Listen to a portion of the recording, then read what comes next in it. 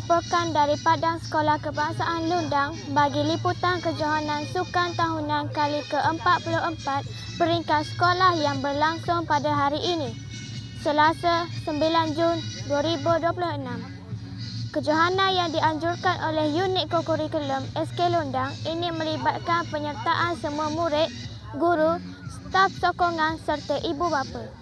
Program ini bertujuan untuk memupuk semangat kesukanan, menggalakkan amalan gaya hidup sihat serta mengeratkan hubungan antara warga sekolah dan komuniti setempat. Acara bermula seawal jam 7.30 pagi dengan murid berkumpul di Dewan sebelum bergerak ke padang sekolah. Majlis diteruskan dengan ketibaan tetamu jemputan serta pembarisan rumah-rumah sukan yang terdiri daripada Rumah Syahbandar, Temenggong, Bendahara dan Laksamana.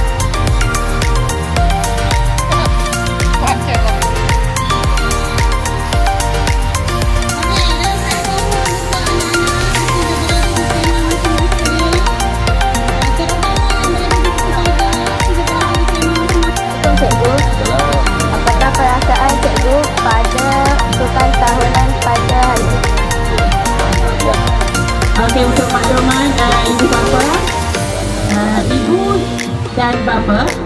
Kita ada acara selepas semua acara murid-murid, kita akan adakan acara untuk ibu dan bapa. So siapa yang berminat boleh isi nama di kaunter kaunter pencatat di tepi kaunter hadiah. Okay. Kita nak 10 orang ni. 10. Okey, 10 lelaki dan 10 perempuan. Acara rahsia. Okey, acara rahsia. 10 orang lelaki, 10 orang perempuan, 10 orang ibu, 10 orang bapa. Untuk acara ibu dan bapa, sila isi nama di kaunter pencatat sebelah dengan perempuan bawa bola cikgu ada olahraga kaunter kali ini. Tempat kedua ada Puteri Anissa dengan tangan dan tanpa berjanji ada Adisa dan Masya Bandar.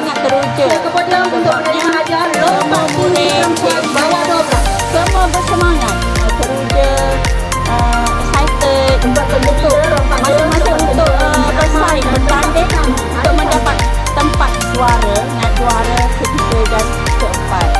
Jadi satu lagi,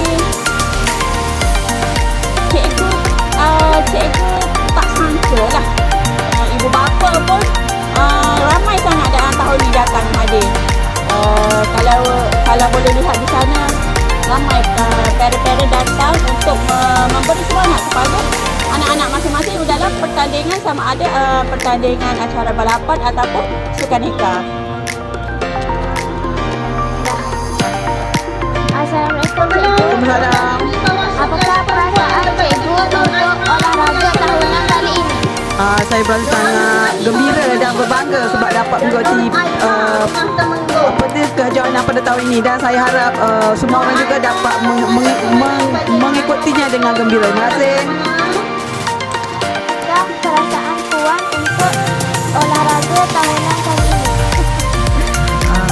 Perasaan semoga berjaya lah.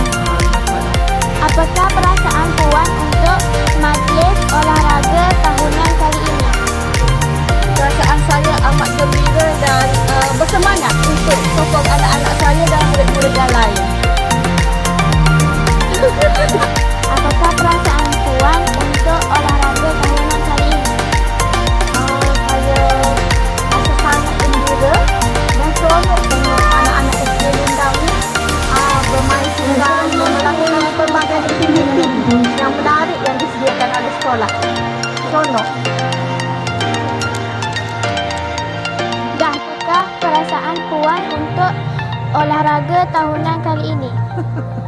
Okey, perasaan okey, semoga berjaya lah dapat